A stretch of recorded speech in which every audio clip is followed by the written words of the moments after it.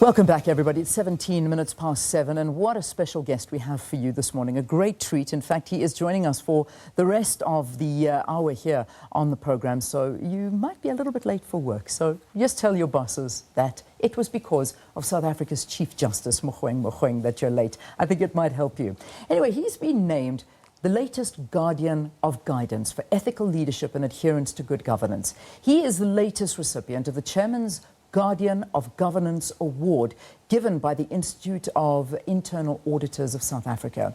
Previous winners for the award include Public Protector Thuli Madonsela, our former Public Protector, as well as a group of SABC journalists known as the SABC 8. You know them?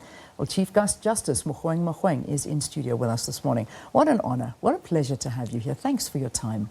Thank you for inviting me. You know, it's a moment for all of us. In fact, I think just you being here automatically brings this calm, this sense of authority, and this whole feeling of what you stand for. And I mean, is that how you see yourself? How do you see yourself?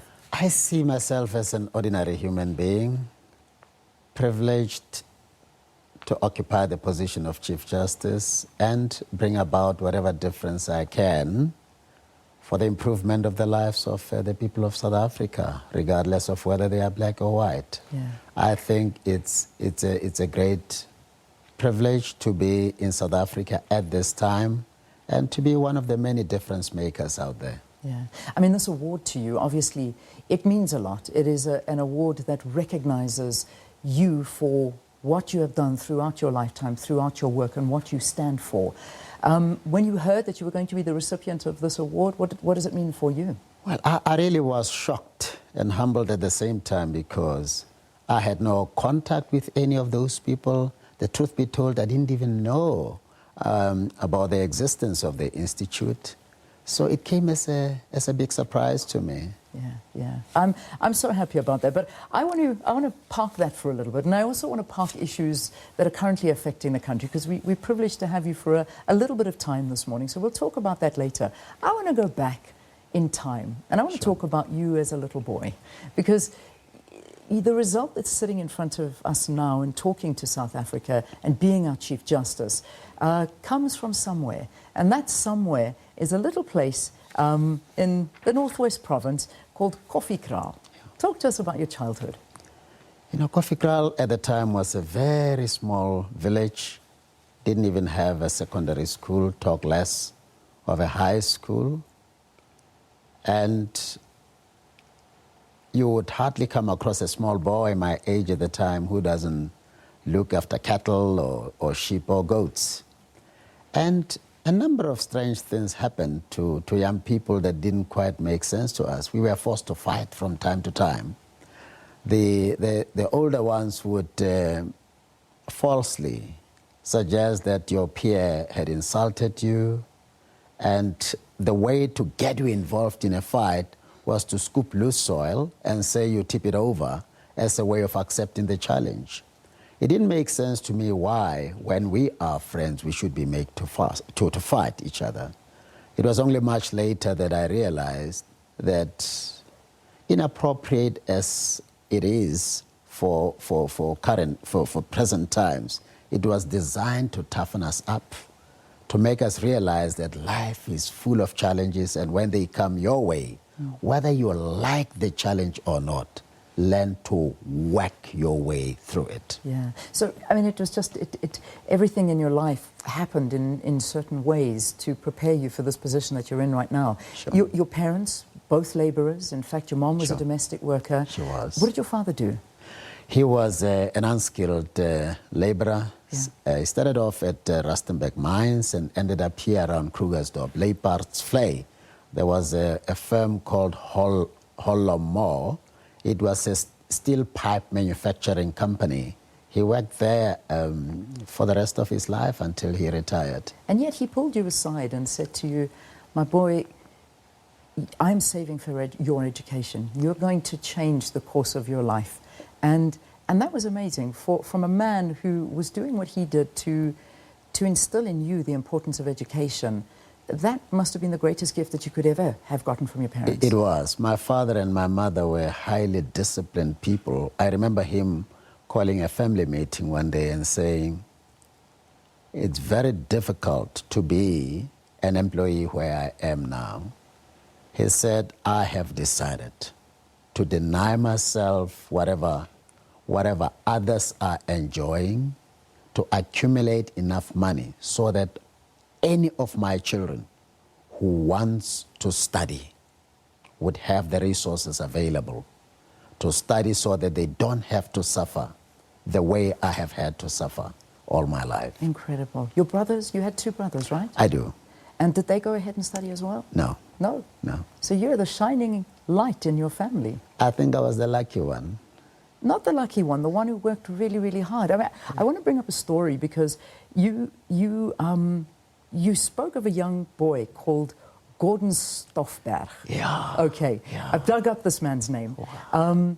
He was the son of the family that your mom worked for. Yes. You looked at this boy and you told your mom, I want to be like him. Yes. Not that you wanted to be white. Yes. But you wanted to make something of your life because your mom said, hey, this boy's going to be a doctor when he grows up. I wonder if he is a doctor. Yeah. I don't know. I've never had the opportunity to meet him again. It would be nice to meet him again. Yeah. But I mean, tell us about that story and what you saw when you visited this house where your mom worked for. I saw a different household compared to our own little home. I liked the language he spoke, which was English. I desired to speak English. I desired to speak Afrikaans. I desired to have breakfast, lunch, and dinner like they did. I desired to have a little vehicle. I desired to have an opportunity to look well after my own family and my extended family. And I desired to live in that setting, you know, something more beautiful than the rural setting where I was. I desired to move out of an environment that forced me to do nothing more but look after cattle, goats, and sheep. I wanted to do something meaningful with my life. Yeah. And you did, and then obviously you get through primary school. Sure. Then you move into high school and something changes inside of you. Yeah. In fact, something changed so dramatic that you actually got, I don't know if it was expelled or suspended for the school for organizing a protest. Well, not necessarily a protest, but it was in the 1980s where you were trying to remember those that lost their lives on June 16. Yes. You said to your fellow students, let's wear black. Yes. Let's not wear our uniforms, let's wear black. And that got you expelled. Yeah, where did you pick that one up? Hey, I've been working on this one. What happened was, we were at Hebron College of Education, and there you had it would be grade 11, grade 12 students now, those who were going to be primary school teachers, those who were going to be high school and secondary school teachers. And there would be people who would have worked for a long time. So it just dawned on me that we can't just sit back as if nothing happened in 1976. I think it was 1979, 1980 at the time. So there was a meeting at the hall, and I rose to address the student body. I was much younger, and as I said, there were people who had left their families to study there. So it was so strong within me that it was irresponsible for us to just act as if nothing happened in 1976. And I challenged them that we all wear black on that day as we go to school, and the rest was history. I was fired. Together with 7 others, it was in Buputatswana at the time, the president, the ministers labeled us communist, and in fact the whole cabinet came to school trying to discourage the student body from embarking on strike in solidarity with us, because that was one of the most important educational institutions in that homeland. Yeah. Hebron College. Hebron College of Education. Happily, the student did not relent. As a result, we were brought back after I think some months. Which again shows that in solidarity, so much can be achieved. Absolutely. And was this the turning point in your life where you realized that in your lifetime you will see justice, you will see things change, and perhaps the way to do that is to move into a career of law? Was that the turning point for you? It was in many ways. I mean, I had never before been exposed to politics. It's only then that I got my baptism into the political world. It was then that I got exposed to law because, you know, fellow students were saying, why don't we gather some money, get a lawyer to represent us? And as I was asking questions, I got to realize what a critical role a lawyer could play in circumstances where an injustice had been done. Because from where I stood, I saw nothing wrong in commemorating the sacrifice of those who sought to do nothing else but liberate us from an oppressive system. Yeah. So I realized an injustice was being done and how devastating to the future of many an injustice that is left unattended to could be. I mean, you had incredible role models to follow. You had the likes of Nelson Mandela, Sure. who was a lawyer. You had the likes of Oliver Tambo, who was a lawyer. Yeah. And I can imagine, and I know you've often said that the writings of Steve Biko, Robert Sobukwe, they inspired a lot inside of you, and also this drove you, and it kept on making you want to make a difference. Absolutely. I mean, I reflected on the lives of these men and said, Steve Biko could have been a medical doctor. Aubrey Mokwape, they could have been medical doctors, but for the sake of me and many others, they chose a path of justice. Nelson Mandela could have been very wealthy, and so could Oliver Tambo and many others.